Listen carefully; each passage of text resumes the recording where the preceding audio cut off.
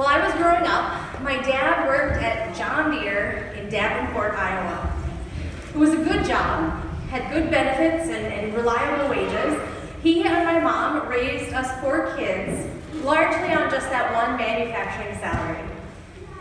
We didn't have a lot of money, and that was always apparent, but we had the money to go on a vacation. We went camping every year, and my parents always had the money necessary to provide for our necessities.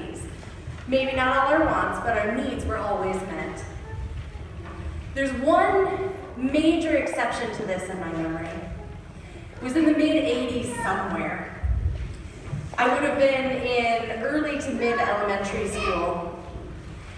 The compensation talks between the union and John Deere had broken down, and there was a strike. My dad was out of work for several months.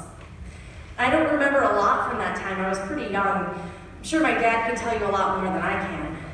But what I do remember is the worry. It's the only time I can remember in my family when there was true worry about money. Today's story, we meet women who are familiar with this sort of insecurity about the meeting of their basic needs. Naomi was an Israelite woman from the town of Bethlehem.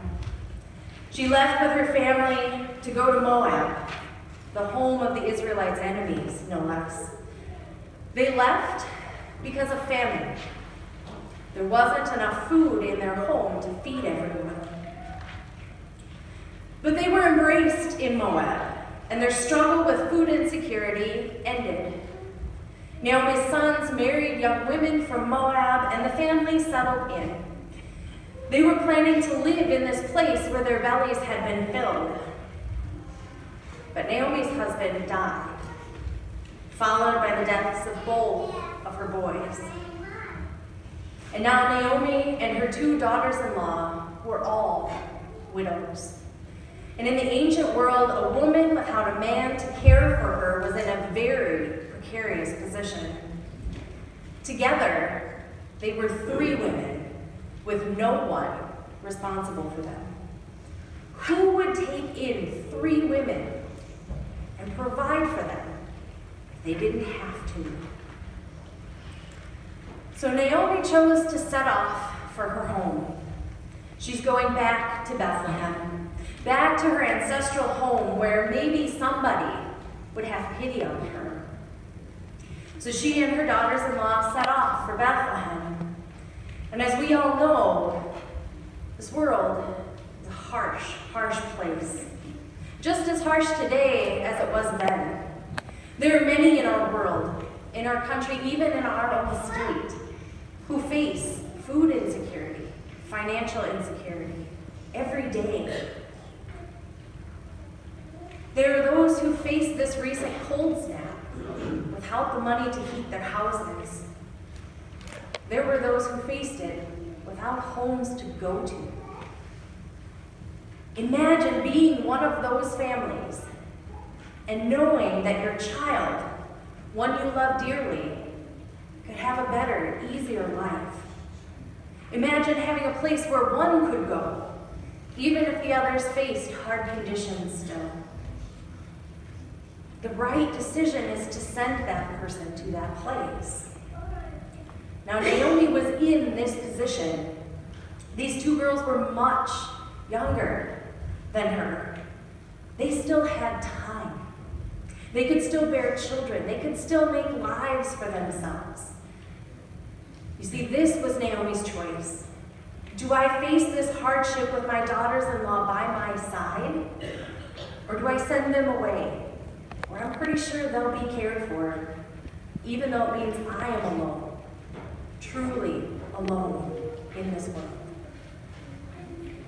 Naomi proves herself a good mother-in-law to these girls when she sends them away from their obligations to her, away from the painful past that they shared, away to a place where they will be loved and cared for, where they will be welcomed. Naomi sent them back to their mother's homes. Perhaps they would find better luck. Now, neither of the young women were happy about this. Orpah eventually, though, did see the wisdom in Naomi's words. She's sad to leave these women with whom she has lived, the only connection to the man she had loved and lost. But she knows the realities they face, and so with tears and hugs, she turns back to her home. This is the way of our world. It's hard, and it makes us make hard choices. These two young women are in a terrible place, forced as Naomi was before them to make a terrible choice.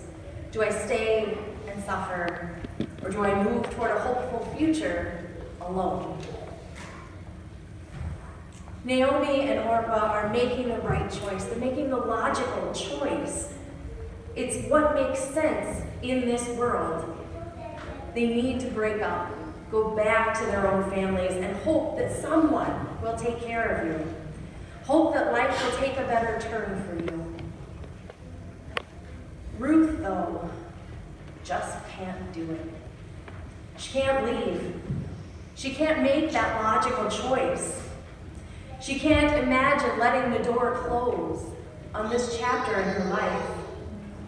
She won't listen to reason.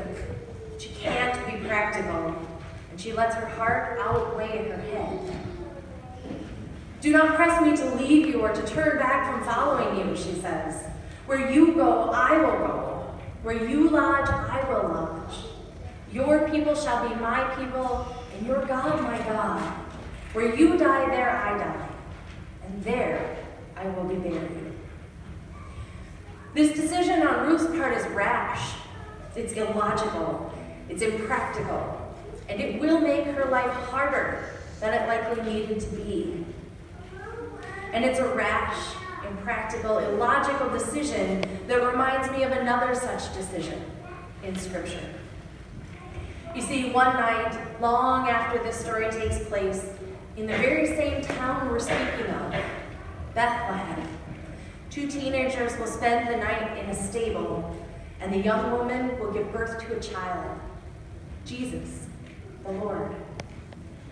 In this child, God will become human. The Almighty will take on flesh, making a choice that will never be able to be taken back. This child will grow into a man who turns over tables in the temple and angers those in power. And one day those he has angered will put him to death, and he will die the death of a criminal on a cross. This all will happen because the Almighty could not bear to leave his people. It may be impractical, it may be illogical, but the God of creation could not leave the world that God so loves.